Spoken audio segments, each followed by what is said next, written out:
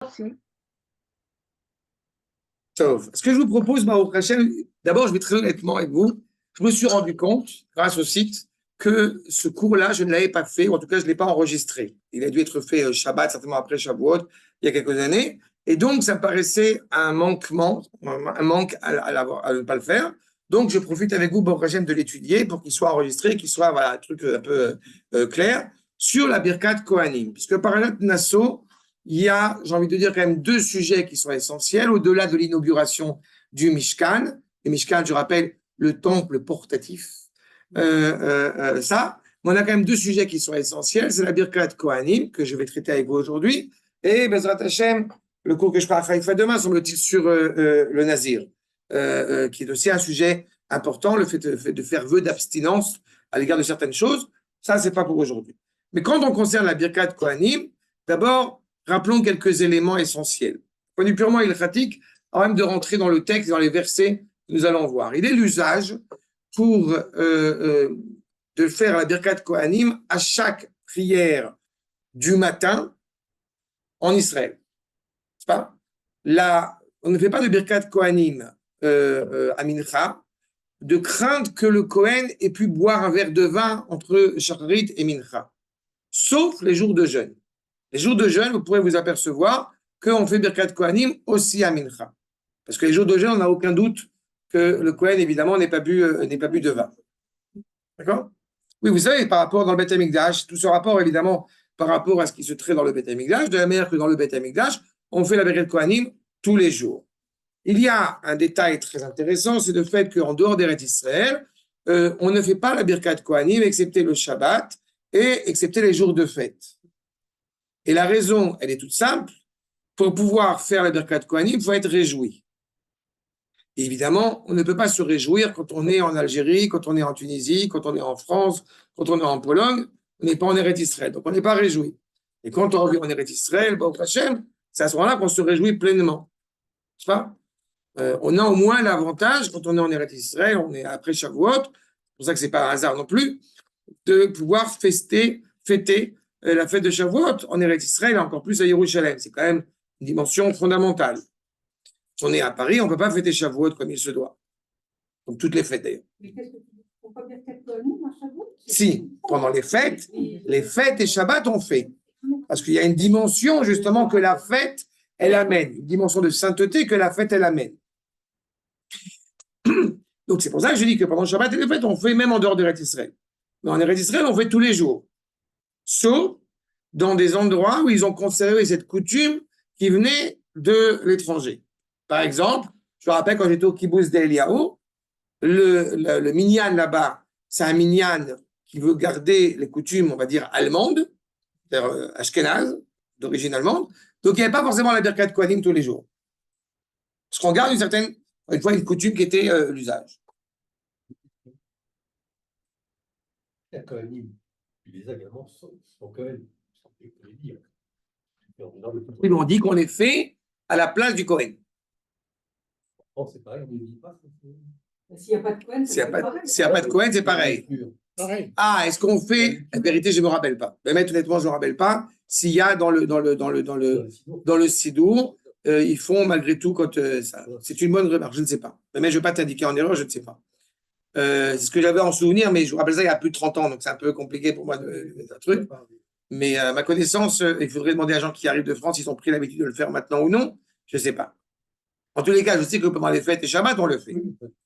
À côté de cela, comment se passe la Birkat Kohanim? Qui est habilité, alors évidemment, les Kohanim, mais qui est habilité à monter, faire cette bénédiction des Kohanim?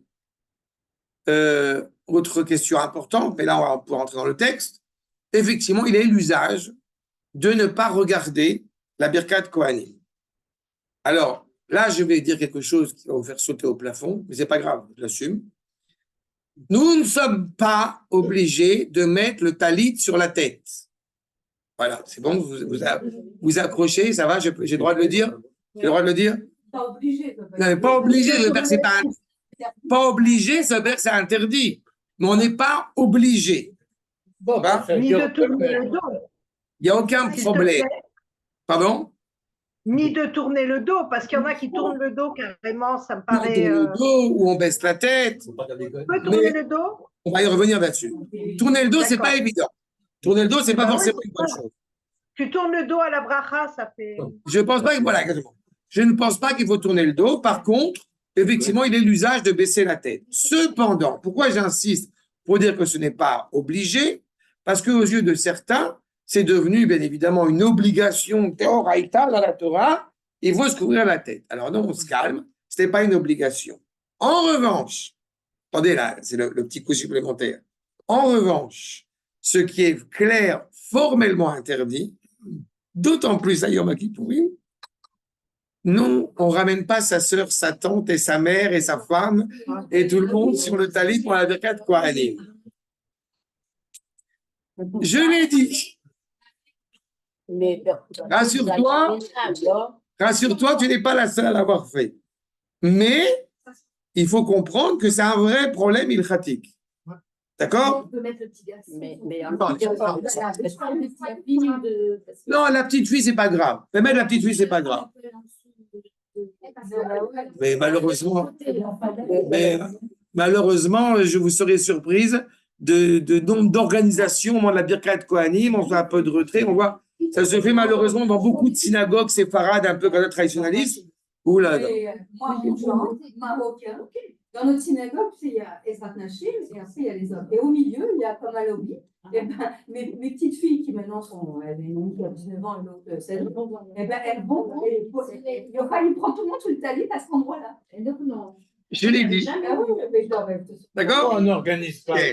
חוץ לארץ, אז הבעיה משפפת הכנסת, והבנות, הילדים היו משפחות, מחוץ לבית כנסת, והיו... Mais en réalité, c'est-à-dire, זה אסור היה. encore une fois, Rabotai, il y a deux choses que vous devez avoir en tête. Rabotai, il y a deux choses que vous devez avoir en tête. La première chose, c'est, pour comprendre pourquoi c'est un problème, en fait, ça révèle quelque chose de supplémentaire qui est très problématique. Qui bénit qui? Et ça, c'est une première problématique qui, à mes yeux, est essentielle et qui remet en cause cette coutume erronée. Là encore, je suis désolé de taper de foutre un balai dans le drap. On ne s'embrasse pas après la Birkat Kohanim. Il y a une coutume dans certaines synagogues que j'ai vues, tout le monde s'embrasse après la Oui, Birkat oui, c'est Kohanim. vrai. D'accord? Alors, non, on ne s'embrasse pas après la Birkat Kohanim. On n'embrasse pas la main de son père après la Birkat Kohanim parce qu'il y a une erreur essentielle qu'il faut avoir en tête, c'est que la Birkat Kohanim, ce n'est en aucun cas mon père qui me bénit. C'est les Kohanim, et on va voir si c'est les Kohanim qui bénissent. Non, non, vous avez raison. Non, non, vous avez tout à fait raison. Mais on va voir si justement, ce sont les Kohanim qui bénissent ou c'est même un peu plus haut, à travers le biais des Kohanim. Mais donc, il faut être conscient de cela. Ce n'est pas le père qui bénit son fils. Je ne dis pas que ce n'est pas une bonne chose que le père bénisse son fils d'autre part, à côté. Mais ce n'est pas le moment, ce n'est pas le lieu. Et l'idée de dire qu'effectivement, eh bien, on met tout le monde sous le talit pour dire que justement, allez, on reçoit tous la bénédiction, Oui. comme si le talit était effectivement la protection, je suis navré de vous décevoir. Mais le sens optimal de la Birkat Kohanim et qui fait qu'à la base, eh bien, on se couvre la tête, c'est pour éviter de voir. C'est pour ça qu'on couvre son fils, pour ne pas qu'il soit tenté de regarder la Shekhinah, et on va y revenir bien évidemment, la présence d'Akadosh Baruch Hu, n'est-ce pas, qui est entre les doigts. D'accord? C'est ça ce qui se passe. Donc il faut entendre déjà dans cet ordre-là. Et j'ajouterai un dernier petit détail. Là, pour le coup, c'est pas là aussi une interdiction, je dis simplement que certains ont coutume, certains n'en ont pas coutume. À savoir, le fait de dire Baruch Hu Baruch Shemo après l'évocation du nom d'Akadosh Baruch Hu par le Chazal. Ça, ce n'est pas interdit. Attention.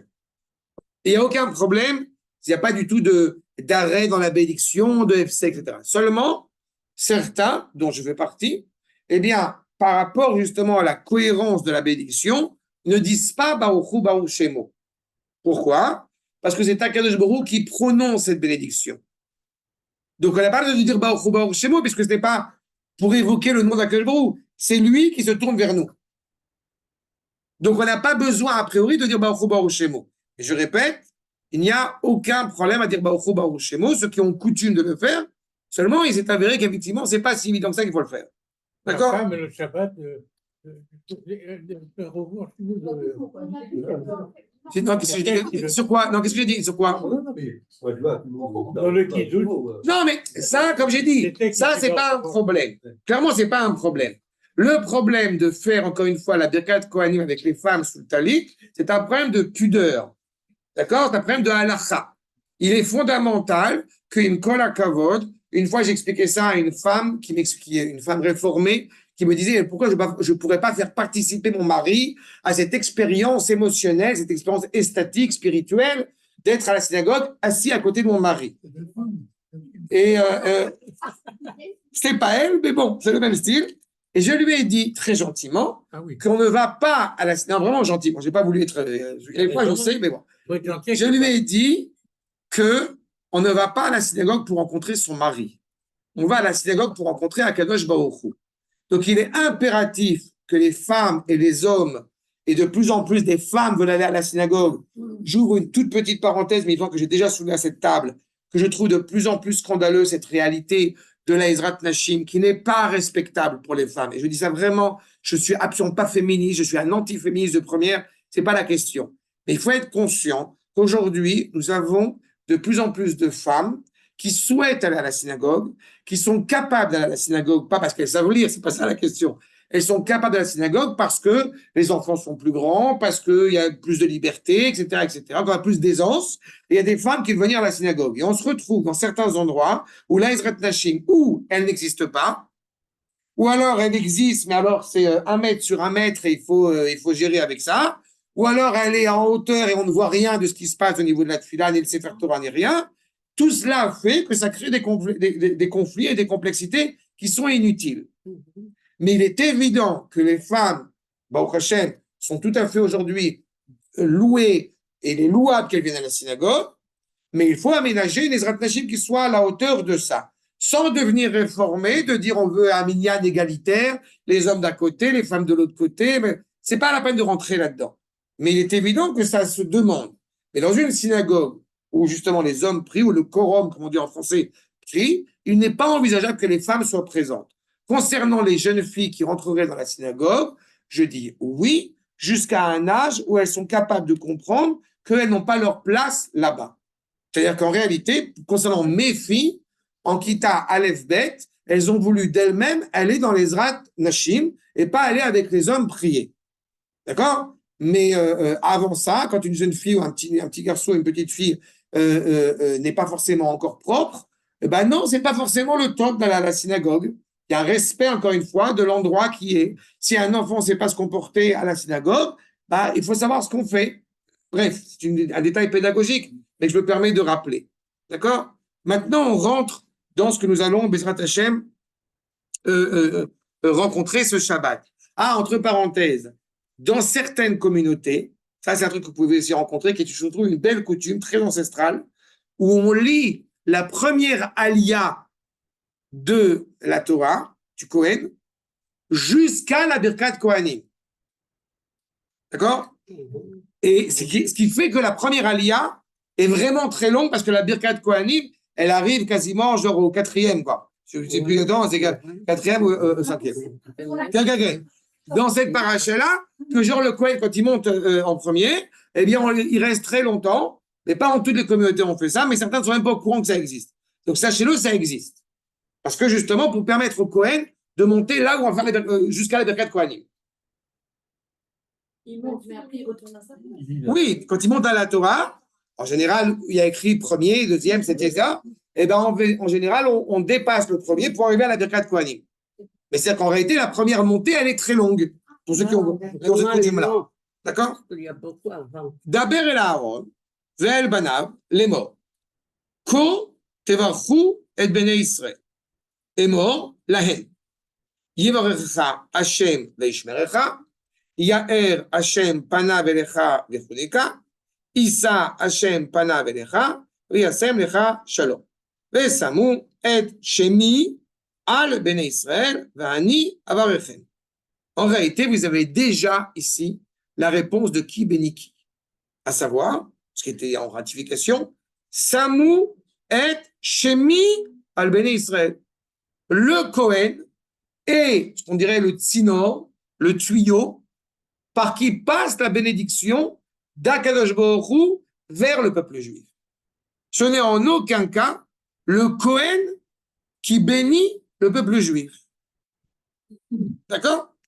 Et il aurait scrupuleusement demandé de dire la bénédiction dans ces termes, ni plus, ni moins.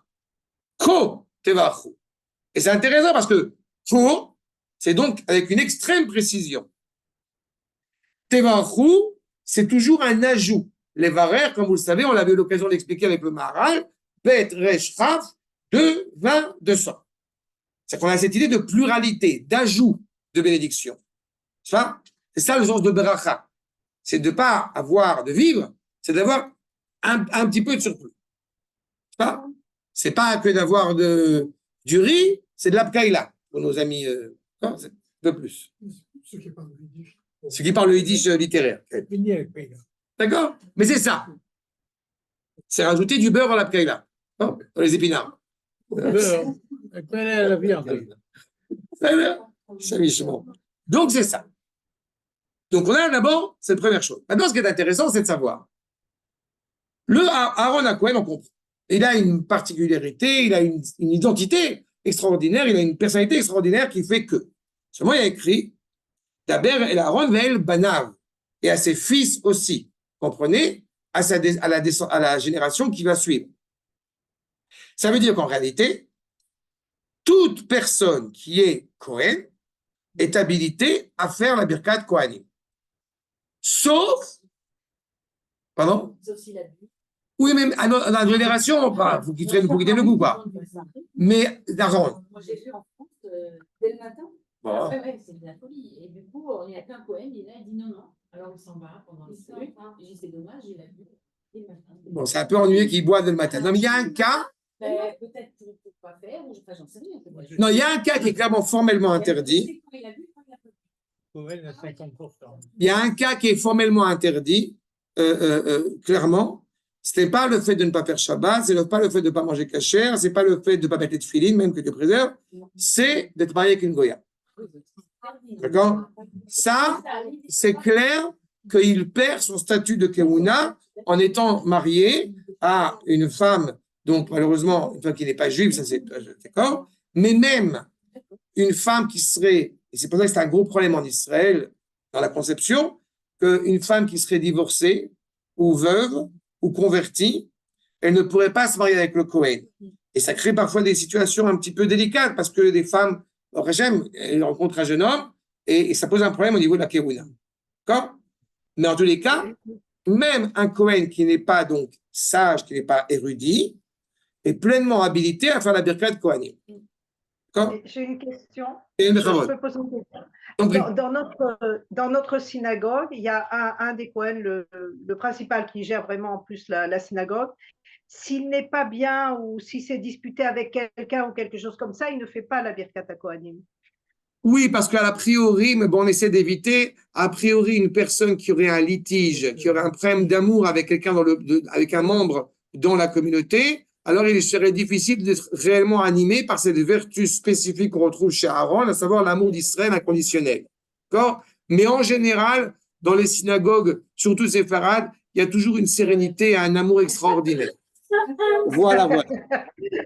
C'est arrivé rarement, mais c'est arrivé 2 ou 3 fois depuis qu'on est là. Non, mais c'est rare qu'on se dispute dans une synagogue. En général, c'est toujours très serein et très calme et très fair-play. Voilà. Donc, en tous les cas, le Rambam, l'accord numéro 2, nous dit clairement. Donc, Kohen, Afalpi, Sheino Chacham. Je ne vous ai pas expliqué les différents sens des versets qu'on a lus parce qu'on va le voir par la suite. C'est pour ça que je n'ai pas ça. Afalpi, Sheino Chacham, Veino Medagdek Bemitzvot. Arrêt, Zenoset capable. N'est-ce pas? Donc c'est clair. Même s'il n'est pas suffisamment érudit, s'il n'est pas même pointilleux à l'égard de certaines mitzvot, malgré tout, il va, encore une fois, faire ses bénédictions des Kohanim. Ça veut dire, clairement, que la bénédiction des Kohanim, elle ne lui revient pas par un statut particulier qu'il aurait acquis. Ce serait plutôt rattaché à un héritage qu'il reçoit de Aaron HaKohen, qui est comme ça. c'est son patrimoine, donc c'est son devoir.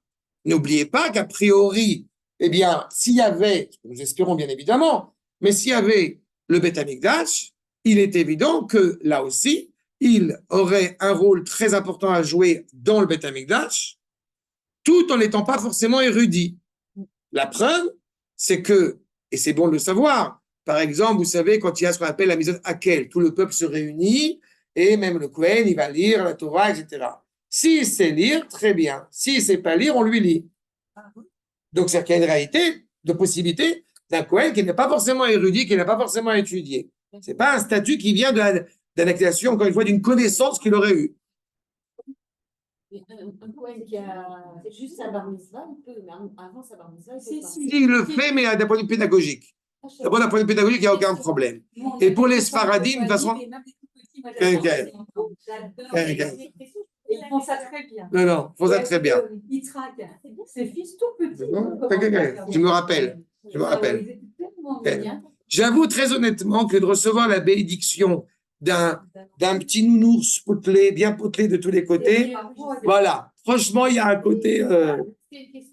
D'accord? Mais de manière générale, il est clair que de toute façon, d'un point de vue pédagogique, cela est tout à fait louable. C'est-à-dire que je n'ai pas le privilège, bien évidemment, d'être un Kohen, mais j'avoue que on éduque nos enfants, on fait du mieux qu'on peut, mais j'avoue que la famille donc du Kohen qui va éduquer son fils assez tôt en lui expliquant un certain nombre de normes, de faire attention, de ne pas s'approcher d'un cimetière, etc., il y a quand même une dimension qui est déjà par essence, quand on l'honore comme il se doit, qui a quand même une autre valeur. D'accord?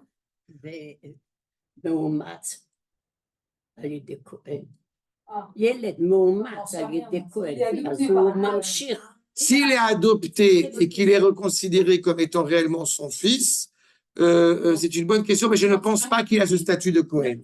Je ne pense pas qu'il a ce statut de Cohen. Et je sais pourquoi, je vais dire pourquoi, parce que pour autre chose même, pour une autre raison qu'il a que ça, bon, c'est un sujet délicat, après vous montrer le truc, mais j'aurais une fille adoptive, ou l'inverse, c'est pas évident que je puisse lui changer la couche. C'est à ce niveau-là. Et ça veut dire que, justement, il y a même des questions de irfoud, des questions d'isolement, d'intimité, qui peuvent être considérées quand la mère adoptive, elle a son fils adoptif tout seul dans une même pièce. Par rapport au Kohen ou pas? De manière générale. Mais donc, c'est-à-dire que s'il y a cette problématique-là, ça veut dire que tout en étant profondément considéré comme étant son fils, il y a quand même des distances qui sont. Exactement. Exactement. Okay. Je suis concernée parce que j'ai adopté un petit garçon, bébé, qui a aujourd'hui 26 ans. Et la seule chose qu'on m'avait dit, attention, il ne peut pas monter en tant que Lévi, parce qu'on est Lévi, puisque c'est Ben Sarah et Menou. C'est encore mieux que moi, tout à fait. Voilà. Tout à fait. Je sais, enfin, je suis pas Cohen, non, mais c'est dans la même dimension. Dans la même pièce et tout ça, je ne savais pas. Bon, après, on a non, mais c'est votre fils, c'est bon, ça ne remet pas ça en cause. Bien sûr, bien sûr, bien sûr. Non, évidemment, vous l'accompagnez à la roupa, il n'y a pas de genre de question. C'est juste qu'il y a des petites nuances comme ça qui ne sont pas forcément évidentes. Mais tout ça, ça relève aussi à un moment donné de quelque chose qui est très humain. Donc, c'est aussi quelque chose qui peut être, on dirait, adouci. Et... Le Lévi, on n'y a pas encore dit pour plein de raisons, mais c'est personnel. Il sait qu'il a adopté, mais je dis, on ne lui a pas dit qu'en tant que Lévi, il ne peut pas monter, mais on le sait, nous, aussi. C'est impossible. J'ai pas bien il s'appelle Lévi quand même. Cohen. Excuse-moi, j'ai encore une question. Non, il n'y a pas, ça n'existe pas. Ça vient de convertir pas. Le père. Non. Mais le Cohen n'est pas censé se marier avec une convertie. Le Cohen n'est pas censé se marier avec une femme convertie. C'est partie des clauses du Cohen, dès le départ. Et entre parenthèses, je rappelle aussi que pas que les gens qui s'appellent Cohen sont des Kohanim, et pas que les gens qui ne s'appellent pas Cohen ne sont pas des Kohanim. C'est-à-dire que vous pouvez avoir quelqu'un qui est appelé Cohen, mais qui en réalité, il s'est avéré qu'il n'est pas Cohen, et vous pouvez avoir quelqu'un qui s'appelle Shapira, Katz, et Weissman, on a des Weissman. Et il y a une légende, mais en réalité, c'est vraiment une légende. Parce que d'abord, j'en ai jamais rencontré, et deux, j'ai demandé à des Azoulay, et ils m'ont dit que c'est une légende, mais qu'il n'y a pas vraiment de base. Que c'est possible, en revanche, que ce fut des Kohanim déchus. Ah, Moi, c'est ce qu'on a dit à mon mari une fois. Paul, on lui a dit que Bétan, c'était des Cohen déchus. Ah, Bétan aussi? Ah oui, Ça, je ne savais pas. Parce qu'à Azoulay, il y a cette histoire de. Un bar qui nous avait dit ça il y a 20 ans de ça, que les Bétans étaient des Cohen déchus. Je ne savais pas. C'est drôle qu'on dit. Non, mais ça veut dire. On est par sa mère juive et Non, on est par sa mère juive et on est Cohen par le. non, mais il y a un détail. Il y a un détail. Il y a un détail que tu soulèves aussi maintenant, sans le faire exprès. Juste, concernant Azoulay, il y a cette idée de dire Isha Zona Bechalal Loikach, qui est en acrostiche de Azoulay. C'est pour ça qu'il y a cette idée de Cohen déchu. Cependant, la femme qui serait Cohen et qui a épousé un homme d'Israël, eh bien, il n'y a pas de Pidyon Aben. C'est pas quoi? Ah ouais, il y a Pas de rachat du premier-né. D'accord? Elle a un statut particulier par son ascendance de Cohen. Et ma mère, Évidemment. On a eu le cas dans la famille. Ouais. C'est des mon statut. Mon mari, c'est l'aîné, c'est un garçon. Est-ce qu'elle a fait pas fait? Mais voilà, vous voyez, vous avez l'exemple. Évidemment que ça soit dans une naissance tout à fait naturelle. D'accord? Il n'y a pas eu que des périodes de fausse couche avant, etc. Mais de toute façon, il y aurait une fausse couche avant pour n'importe qui. Il n'y a pas de Pidyon Aben. Il n'y a que quand il y a eu des enfants sans difficulté. Mon neveu est marié avec une fille Cohen. Il n'y a pas eu de Pidyon, effectivement. Et les Vakasha. Et Eliette, Olga rappelle que son neveu est marié avec une fille Cohen et il n'y a pas eu de Pidyon Aben. D'accord? Non, il n'y a pas. Ah, ça. Mais tout ça nous fait bien comprendre qu'il y a quelque chose de particulier. Tout ça nous fait comprendre qu'il y a une particularité essentielle dans cette famille, qui n'est pas une tribu, puisque a priori les Kohanim, c'est la tribu des Lévis, mais et ce n'est pas qu'un rôle qui justifierait le fait qu'ils aient cet avantage-là, en tout cas cette centralité-là. Ah, je me permets aussi de rappeler que le terme de Cohen, parce qu'il y a quelqu'un sur... je vois un petit peu sur les réseaux sociaux, etc. Et il y en a un qui dit beaucoup de bêtises, je ne sais pas comment il s'appelle, on s'en fout, mais qui dit beaucoup de bêtises, et ça me fait à chaque fois rire. Oui, vous comprenez, Mélanie, ça vient en fait de l'hébreu, de Mélanie, d'accord, genre de truc d'ineptie monumentale, et notamment il dit que Cohen, c'est un terme qui, encore une fois, n'existe pas, qui n'a pas de sens, qui n'a pas... Alors, c'est pas vrai. Le terme de lechaen, ça veut dire servir. D'accord? C'est un terme qui existe. La keuna, c'est un terme qui existe. Donc, mechaen, on dit mechaen, et en hébreu moderne, en plus, on l'utilise, et c'est pas que en hébreu moderne, pour le coup, c'est un hébreu traditionnel. Donc, sachez-le, la dimension du Cohen, elle est d'abord et avant tout, justement, verticale et moins horizontale. Le Lévi a un rôle horizontal, n'est-ce pas? Il a ce rôle de vouloir rapprocher l'âme Israël de la Gdusha, de la Torah, de la Kadosh Baruch Hu. Il accompagne le peuple, comme son nom l'indique, Lévi, Mélavé, il accompagne le peuple, alors que le Kohen a ce rôle essentiel d'être vertical, c'est-à-dire de servir, bien évidemment, les intérêts du peuple en étant justement rattaché au Beth Amikdash. Vous voyez, dans la verticale, c'est l'essentiel de son rôle. Ce qui me permet aussi de rappeler que, vous savez, ça c'est un truc qui me tient à cœur à chaque fois que j'ai l'habitude d'expliquer, le terme en hébreu qu'on utilise, chiloni, hein, qui est une absurdité en soi quand on lui donne ce sens qu'on lui donne dans l'hébreu moderne. Parce que chiloni voudrait dire laïque et qui n'existe pas. Mais c'est le terme qu'on veut dire, un juif chiloni ou un juif dati. En réalité, le terme de laïque, bien évidemment, n'existe pas. Et surtout, le terme de dire non religieux pour parler du chiloni n'a pas non plus de sens. Pourquoi? Parce que quand on cherche dans la Torah où est-ce qu'on voit le mot chiloni, d'abord on ne le trouve pas. Par contre, on le trouve dans la traduction de Unkelos pour parler de chilonai, c'est le mot qui est utilisé, pour parler de celui qui est Zar la Kodesh. C'est-à-dire que celui qui n'est pas Kohen est chiloni. Pourquoi? Zar la Kodesh, c'est-à-dire étranger à la sainteté. Il n'est pas dans le culte, dans le travail sacerdotal dans le Beth Amikdash. Pourquoi? Parce qu'il se préoccupe aussi d'affaires folles, qu'on traduit maladroitement en français par profane, mais c'est pas évident en province, il n'y a aucun mépris de la notion de chol, mais puisqu'il n'est pas dans le Beth Amikdash, il s'occupe d'autres choses, donc par conséquent, il est appelé chilonai. il est étranger au culte du Beth Amikdash en interne. Donc, toute personne avec une kippa, sans kippa, shraimel, ce que vous voulez, elle est chéloni. De ce point de vue-là. C'est clair? Et en plus de ça, si je me suis attardé là-dessus 2 minutes, ça n'a absolument aucun sens, puisque vous savez pertinemment, et je m'excuse, Madame Lévy, on étudie ensemble depuis un certain nombre d'années, dire à un juif qui réside en Israël qu'il ne ferait aucune mitzvot, il y a un contresens dans la phrase elle-même. N'est-ce pas? Puisqu'un juif qui réside en Israël et qui se bat pour Eretz Israël, c'est déjà une mitzvah. Oui, on parle de mitzvah en étant en Israël. Alors, Voilà. Le Rav Harlap. חילוני, מלשון חול. מה הקשר שהוא לא... אמרתי בזה שהוא עוסק בענייני חול. בענייני חול. Le Rav Harlap אומר מרום. קדושת הכהונה שבישראל היא מצד הירושה והנחלה שלהם שעוברת מן האבות אל הבנים. עד סוף כל הדורות. L'héritage, le patrimoine, encore une fois, de cette famille des Kohanim, elle passe de père en fils jusqu'à la fin de toutes les générations. C'est quelque chose qui est figé. D'accord? Et a priori, il était prévu que tout cela sorte de la descendance, en l'occurrence de Pinchas. Bon, il y a une petite bifurcation à un moment donné, mais de Pinchas, fils de Lazare, donc fils de Aaron à Cohen, et tout ceci selon cet héritage.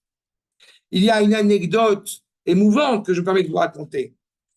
Quand les Juifs de l'Inde, du nord de l'Inde, sont montés en Israël, il me semble que j'avais raconté déjà cette anecdote, vous pardonnerez si je la répète, mais il y a un détail qui est profondément extraordinaire. À l'époque de l'exil, après la destruction du premier Beth Amikdash, toutes les tribus sont parties évidemment en exil, et des Kohanim ont accompagné chacune des tribus, dont qu'on appelle aujourd'hui les Bnei Ménaché, cette tribu qui était donc au nord de l'Inde.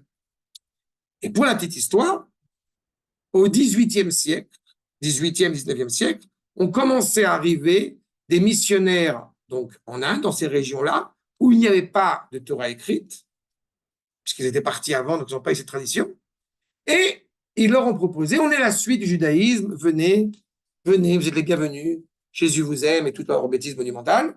Et en réalité, malheureusement, quelques centaines de milliers qui pouvaient y avoir là-bas, eh bien, ont été totalement décimés, et il est resté une petite poignée. Cette petite poignée qui a dit, ça sonne faux, ça sent pas bon ce truc des statues et des machins, et les anciens, la tradition, ils ont dit non, ça sent pas bon, on reste de côté.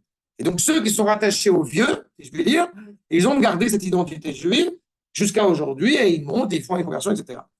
Mais quand on leur demande, est-ce qu'il y avait des Kohanim, et qu'est-ce que vous savez, etc., eh bien, il s'avère qu'il y avait, après ça s'est perdu malheureusement à cause de ces assimilations, mais il y avait une tradition qui disait qu'effectivement, il y avait des Kohanim qui se mariaient entre eux et qui gardaient ces traditions, ok, et dans quelle maison ils habitaient. Alors, ils avaient forgé une maison qui était un peu en dehors du camp, qui était faite du meilleur bois de l'Inde. Et comment était composée cette maison? Eh bien, il y avait un long couloir, la maison du Cohen, là où ils habitaient. Moi, quand j'entends ça, ça m'émeut, ça me fait rire. Un long couloir, il y avait une pièce sur la gauche, une pièce sur la droite, et il y avait une pièce au centre, au bout de ce couloir, où on ne rentrait jamais, à part une fois par an, et si on y rentrait, on pouvait mourir. On est dans l'évocation du Beth Amikdash, et ils ont ça sans avoir aucune expérience écrite.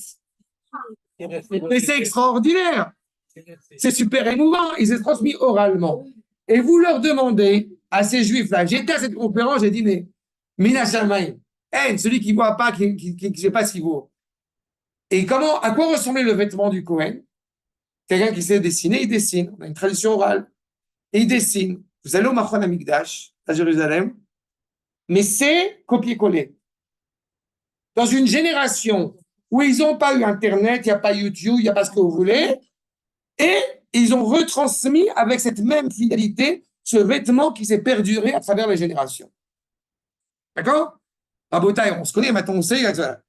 Voyez à quelle génération on appartient quand même. D'accord? C'est un miracle, comme a dit Salomon, n'est-ce pas? C'est un miracle, Salomon. Personne n'a compris la femme.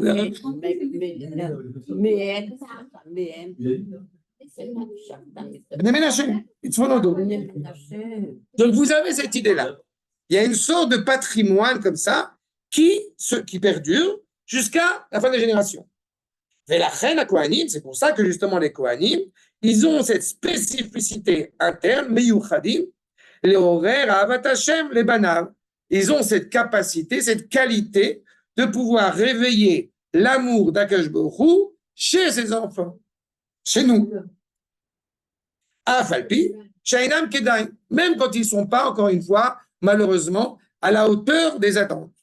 Vous comprenez qu'il y a comme s'il y avait, et d'ailleurs il y a un scientifique qui avait démontré cela, que les Kohanim, les vrais Kohanim, apparemment, ils ont un gène particulier. C'est quelque chose de particulier. Vous avez vu, il y a eu comme ça. Mais en tout cas, il y a une sorte de spécificité qui existe. Il y a un scientifique, je te retrouve ça. Il y a un gène Kohanim, les vrais Kohanim. Le petit os derrière la nuque qui n'est jamais détruit. Il y a un petit os. Apparemment, un petit os derrière la nuque qui n'a jamais été. Ah non, ça, on l'a tous, c'est le louche. Ça, c'est l'os. Ça, c'est l'os avant la créatamectine. Non, mais il est spécial chez les Kohanim, il est spécial. Ah, il y a un truc spécial du nid? Chazak? Vraiment un truc spécial. Je sais pas. D'accord? Mais l'histoire du gène, ça a été démontré. Mais il faudrait que je te retrouve le truc, peu importe. C'est pas ça qui m'apporte beaucoup sur le fond. Mais c'est intéressant comme idée. En tout cas, ce que vous avez ici, c'est cette idée que, donc, il y a quelque chose, encore une fois, qu'on retrouve déjà, bien évidemment, chez Aaron à Cohen, qui a vécu au sein du peuple. Il faut comprendre que, je vais peut-être revenir un peu en arrière là-dessus, parce que c'est important de l'avoir en tête.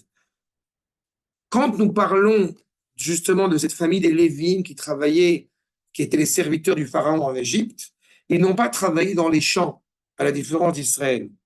Donc, ils ont un aiguillage particulier, ils ont une liaison particulière. Vous comprenez que quand on avait déjà eu l'occasion de l'évoquer à l'époque de Pessah, quand on mange de la matzah, ça inscrit quelque chose en nous, dans notre estomac. Hein?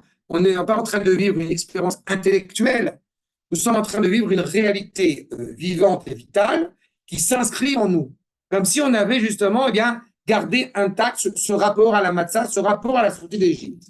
Eh bien, dans cette approche-là, les Kohanim, donc ceux qui vont devenir les Kohanim, avaient aussi une approche particulière dans la mesure où ils ont servi le pharaon en Égypte. Et je vous rappelle, c'est ce qui a permis à Myriam de s'approcher du Nil sans être en danger. Parce que justement, elle faisait partie de cette tribu des Lévi'im qui lui permettait de s'approcher des Égyptiens. Ils avaient ce privilège-là. D'un autre côté, ils se recevaient des coups évidents par les Égyptiens. Ils étaient humiliés, mais ça faisait partie des accords qu'avait contractés à l'époque Yosef avec le pharaon concernant le fait que les hommes de foi, ils étaient dispensés, les hommes du culte, étaient dispensés du travail dans les champs. Donc il y a cet aiguillage particulier, et qui fait bien évidemment que Aaron est animé par cet amour d'Am Israël, par naissance, par nature. D'accord? C'est ça. Charei Bani, puisque justement ce ne sont pas des élèves. On aspire, comme disait Hillel Hazaken, à le qu'on soit digne d'être les élèves, les fils, comme les fils de Aaron. C'est-à-dire qu'en tant qu'élève et pas en tant que fils, qu'on soit capable, nous aussi, de pouvoir être animés par cet amour d'Israël inconditionnel. Dans tous les cas, les fils en tant que tels, Charei, Banim aiment la viem sheba shamayim, les fils de Dieu, Ve avat av libuno, l'amour du père pour son fils, I ava belim et sarim. N'est-ce pas? Un père qui aime ses enfants, il les aime, point. Ou ben kaf, kerouim, banim, on se rappelle pour l'âme Israël, qu'on soit, habilité à cet effet ou non, nous sommes les fils. Au grand désarroi de certaines peuples-là qui voudraient éventuellement démontrer qu'il n'y a plus de lien étroit entre le Créateur et la créature d'Israël. N'est-ce pas? Ce qui est absolument absurde et abject. On aura beau, que Dieu préserve, faire les pires inepties, les pires iniquités de notre vie, que Dieu ne plaise, tu restes fils, malgré toi. Tu ne peux pas y échapper. Bien. Maintenant, d'où, effectivement, alors j'ai donné un aiguillage qui nous est ici défini par le Rav Charlap, mais allons encore plus loin. Ko tevarchu. Ko, ce terme de ko est toujours très intéressant. Je vous rappelle qu'au Gematria 26. C'est-à-dire, je vais arriver. Quand Ko, Gematria 26. Comme vous êtes gentil, vous n'avez pas relevé, c'est faux. Ko n'est pas Gematria 26. D'accord? Ko, vous êtes gentil, vous ne relevez pas. C'est bien, je dis des bêtises. Ko, 25. Gematria, alors justement, Ko, Gematria 26 moins 1. C'est important. Pourquoi c'est important? Pourquoi c'est important ce 26 moins 1? Je ne comprends pas, vous ne vous rappelez pas, comme ça je peux le rappeler. Quand Avram Avinu il va ligoter son fils, il dit aux deux Hamar qui sont avec lui, c'est-à-dire Eliezer et Ishmaël, vous restez avec le Hamar. Hamar. Je ne dis pas que Ishmaël est un Hamar, c'est-à-dire j'ai beaucoup de respect pour les ânes. Aval, le fait est, c'est que il dit, mais moi Eliezer non plus, il n'est pas, c'est le fils de Nimrod, alors ça ne va pas déconner non plus. Bref, il dit, vous restez avec l'âne, Ko, et nous, on monte à Tko. Est-ce qu'il se tourne vers eux? Est-ce que vous voyez ce qu'il y a sur le mont du Temple? Eliezer et Ishmael ne voient rien, parce qu'ils sont rattachés à cette dimension de la matérialité, Samo, l'âne. Donc, ils sont incapables de voir ce qu'il y a au-dessus de l'entendement. C'est pour ça qu'il reste Po. Po, Gematria, 86, moins 1. Je vais arriver. Une seconde, j'arrive. 86 moins 1. Et nous allons monter à Tko, jusque-là, 26 moins 1. Pourquoi je suis aussi pointu à dire 26 moins 1 et 86 moins 1?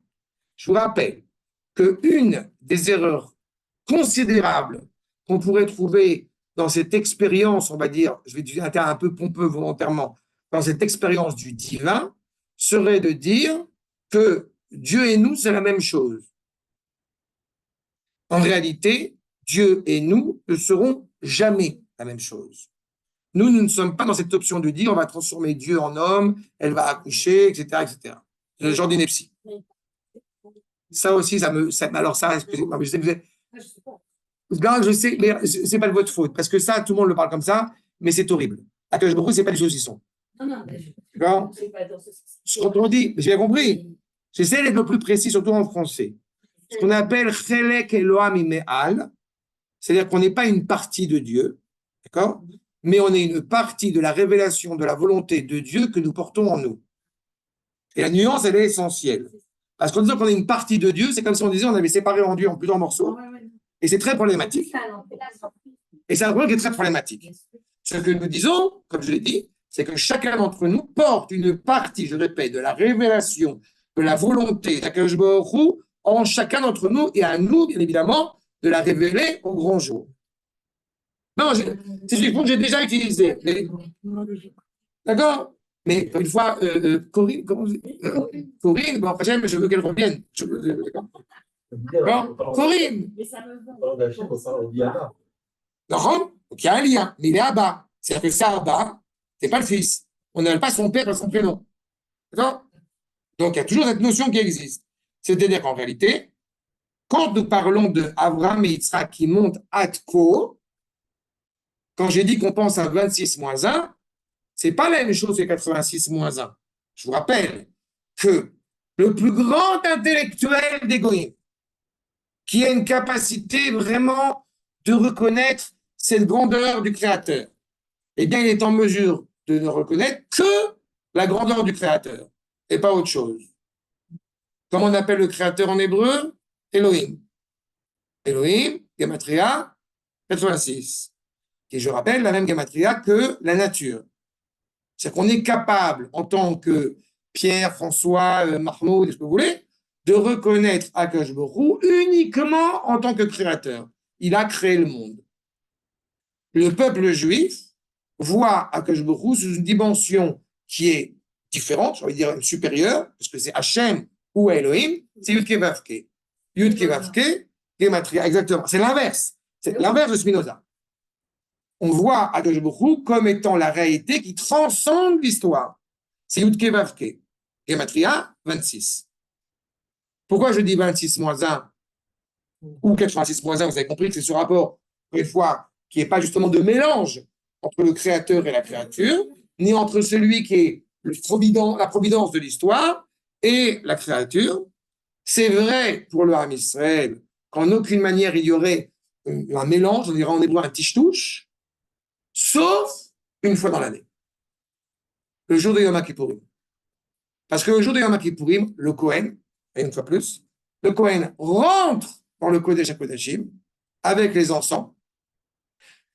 Ce que j'aime à chaque fois citer, c'est cette idée-là, que tout ces petits espaces est enfumé des encens, et à ce moment-là, il voit. C'est tout à fait c'est totalement contraire à la raison. A priori, on voit, et après, c'est enfumé. Non. Pourquoi? Parce que l'essentiel est invisible pour les yeux. Pas comme a dit Exupéry à Kadosh. Donc, c'est ça. Quand je sors des blagues, moi, j'ai pas beaucoup. Je sais pas pourquoi c'est Saint-Exupéry. D'accord? C'est qu'en réalité, c'est ça. C'est une fois qu'on ne peut plus voir, on commence à voir. D'accord? On dépasse cet entendement physique. C'est ce rapport à la providence d'Akadosh qui est au-dessus de l'entendement. Ko tevachu, ça veut dire que vous allez prononcer ces bénédictions avec une extrême précision, parce que je répète, vous n'êtes que le tsinor, que le flux, je ne sais pas comment on dirait en français, par qui va passer cette bénédiction. Vous êtes c'est pas l'isolant. Le canal. Le canal. Pardon? Le canal. Le canal. Le canal. Le vecteur, le canal. D'accord? D'accord? Quand le Kohen, je vous rappelle, il est sur la rabaïte, comme tous ceux qui montent sur la rabaïte, sont a priori ou avec des sandales en shoresh, enfin, pas en cuir, n'est-ce pas? Ou pieds nus, pour que les flux passent du haut vers le bas. N'est-ce pas? C'est ça.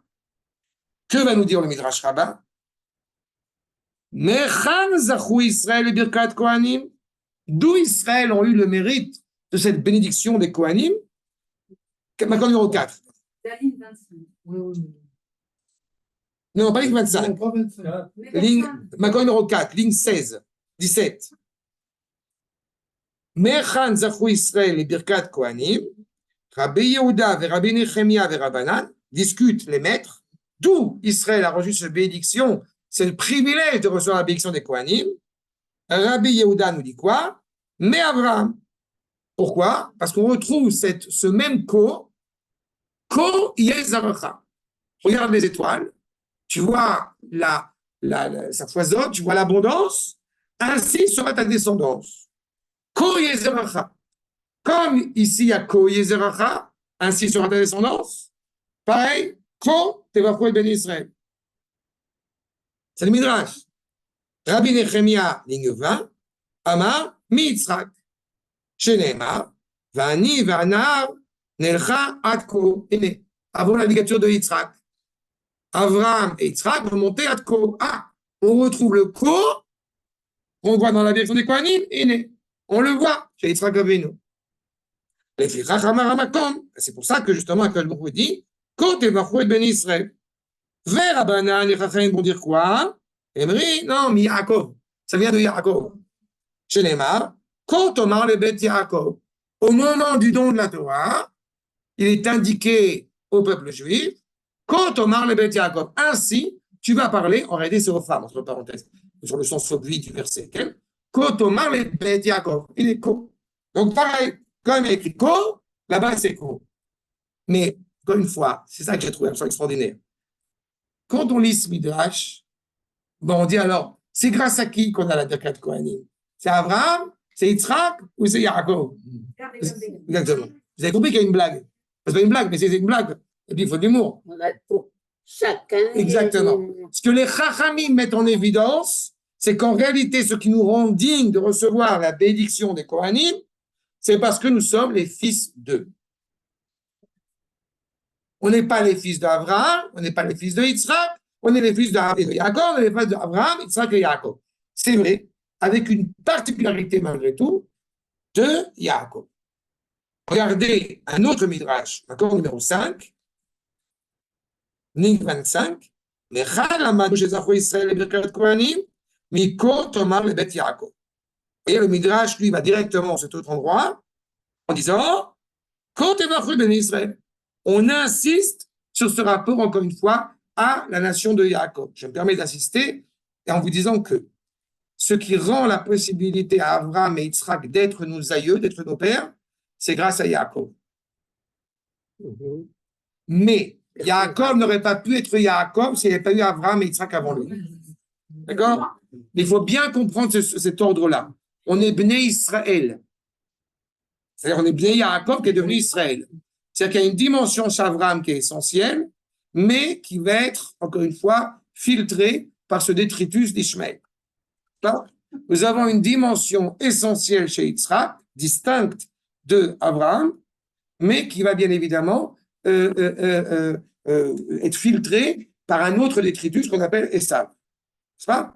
Et donc, il est impératif qui est Abraham et Yitzhak, chacun avec une vertu bien définie, le chesed, la bonté gratuite, et la gvoura, la grandeur, la vaillance, et qui, ensemble, vont pouvoir être ratifiés par la vertu de vérité évoquée, proposée, défendue par Yaakov Avinu.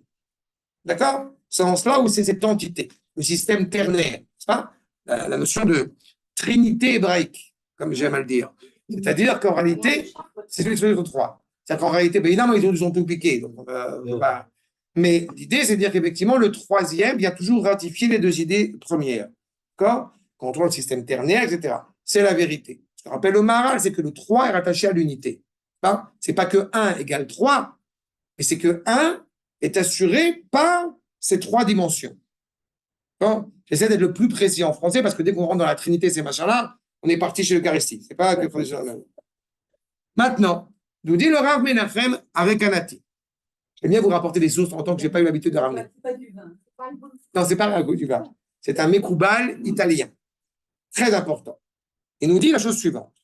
Veata. Je vais te. Maintenant, numéro 6, pardon. Je vais t'évoquer, te développer, te faire comprendre, te faire saisir la Birkat Kohanim. Kvar biarnu, ki Adam Kaloul Mila Elioni. Vous vous rappelez que toute la volonté, ce qui nous permet après de mieux comprendre la Birkat Kohanim. Adam, le terme de Adam, n'est pas une réalité terrestre, mais n'est pas non plus une réalité céleste. D'accord? Si les anges tutélaires sont des réalités célestes, les animaux sont des réalités terrestres, il y a cette notion justement de Adam, qui est le seul à avoir ce terme qui le rattache à Adama, la masculinité de Adama, qui lui permet d'avoir un rôle à jouer sur Terre, mais dont l'origine, elle provient d'en haut. C'est le souffle divin qui va donner sens à l'homme. J'essaie d'expliquer ça dans plusieurs interventions maintenant, quand on dit justement, mais Adam, est-ce que ça serait justement un être humain, human being? J'explique que Adam, c'est pas un être humain. Adam, c'est cet être doué de morale qui est rattaché au Créateur. D'accord? C'est pour ça que, comme on avait déjà eu l'occasion d'expliquer, quand on parle de Ishmael, on appelle ça un péré Adam, une approximation humaine, voire un être cruel, on peut être surpris que la Torah s'exprime comme cela. Parce qu'on a pu voir, évidemment, cette dignité, cette douceur chez les populations arabes depuis 2000 ans, qui est assez extraordinaire, je dois dire. Donc, c'est pour ça qu'on est, encore une fois, surpris que la Torah elle s'exprime avec autant de cruauté, alors qu'on voit tellement de bienveillance chez les populations de Gaza. Entre autres. D'accord? Oui, alors, Corrie, je suis navré. C'est vrai que j'aurais dû l'expliquer avant. Je n'ai plus de filtre. C'est-à-dire que je vais. D'accord? Voilà. Mais la Torah, elle est claire par rapport à ça. Voilà. D'accord? Les choses sont claires. On voit bien ce qui se passe, cette cruauté qui évidemment est essentielle, que Sarah et Menou avaient déjà repéré bien avant. Le fait est, c'est que Adam, il est animé par une dimension supérieure. Ce qu'il est dit sur le fait que Adam Kaloul Mina Elionim, n'est-ce pas? Il porte en lui ce souffle divin, si on peut dire. Ve Eser Etzbaot, chez Beyad Adam, Romzim, les Eser Sefirot Belima. D'accord? On est un peu dans la Kabbalah, ceux qui comprennent l'hébreu comme ça. Les 10 doigts sont rattachés aux 10 formes, on sort du Sfirat HaOmer, les 10 doigts sont rattachés aux 10 formes d'expression de la volonté d'Akadosh Baruch. D'accord? Qu'est-ce que c'est que la sphira? La sphère, si je traduis ça en français. Il faut se rappeler que le terme de sphira, ça vient de mispar, ça vient de misparaim. Quand on va chez le coiffeur, n'est-ce pas, on va chez le sapar. Un sipour, c'est un récit qui donc a décidé de raconter un certain nombre de choses, mais pas tout. C'est-à-dire que la sphira, c'est une partie, je répète, de la volonté d'Akadosh Baruch Hu qui se révèle à travers cet attribut. Si je dis Akadosh Baruch Hu, il est tout amour, comprenez que c'est une bêtise monumentale. Akadosh Baruch Hu, c'est la dureté, c'est l'être cruel et jaloux. C'est une bêtise monumentale. Pas seulement chacun de nos aïeux ont révélé une dimension fondamentale et essentielle chez Akadosh Baruch Hu. Abraham va révéler la bonté d'Akadosh Baruch Hu. Yitzhak, la gvoura, la vaillance. Yaakov, la vérité. Yosef, ce qu'il y a de plus fondamental, le fondement même. Abraham, il y avait déjà tout. Tu m'as entendu? Tu dis qu'Abraham a révélé tel. Abraham a révélé une dimension qui était essentielle au niveau de la créature. C'est pour ça qu'Abraham est rattaché dans l'arbre sphirotique à la mida de Chesed, que Yitzhak est rattaché à la gvoura. Cependant, j'insiste, on n'a pas 3 aïeux, on a 3 pères. Abraham n'est pas notre grand-père. Abraham est notre père. Et on n'a pas d'autres pères si ce n'est les 3 patriarches. Moshe n'est pas appelé Moshe Avinu. Moshe va révéler la dimension d'éternité. Aaron, la dimension de merveille. Chacun va révéler quelque chose. Ceci étant dit, ça touche un peu ce que tu es en train d'essayer de dire. Je vous rappelle que quand Abraham, il va amener la ligature de Yitzhak, juste après, qu'est-ce qui est annoncé? Cette 10e épreuve qui est la plus difficile. Eh bien, Akadosh Baruch Hu dit, Ata yatati kir'e Elohim ata. Il n'a pas dit Iré Hashem ata. Il a dit Iré Elohim ata. C'est-à-dire qu'il a connu Akadosh Baruch Hu cette dimension de bonté, de chesed, de bienveillance gratuite. Et c'est comme ça qu'il faut commencer à le connaître. Mais on est aussi conscient qu'Akadosh Baruch Hu existe sous cette dimension de justice. Oui, mais il n'empêche qu'il a dit prends ton fils et va. Il savait très bien de quoi il était question. C'est pas de la bonté. Pourquoi? Non, là, tu te trompes. Là, tu fais une erreur. Pourquoi? Tu fais une erreur, mais pour ça, je peux t'encourager. Non, ne me rentre même pas dans la ligature. Je t'en supplie, ne me rentre pas dans la ligature d'Yitzhak. Oh. Si tu veux rentrer dans la ligature d'Yitzhak, il y a une série de 10 cours très intéressants sur un site très sympathique. Tu vas les voir, pouce bleu. Il y a 10 feuilles au moins de sources sur ce sujet. Donc, tu veux que je te donne le nom du site? Rabelita.com. Voilà. Tu vas sur mon site, c'est écrit. Tu vas voir là-bas, j'ai fait 10 cours sur le sujet, je ne rentre même pas dans la ligature des trains. Ne rentrez pas dans c'est un test, ne rentrez, je vous supplie. Allez écoutez ce cours, je ne veux pas être. Mais ce qui est important, c'est qu'il y a une reconnaissance à Akadosh Baruch Hu sous tous ces axes. On sort de la Sfirat HaOmer.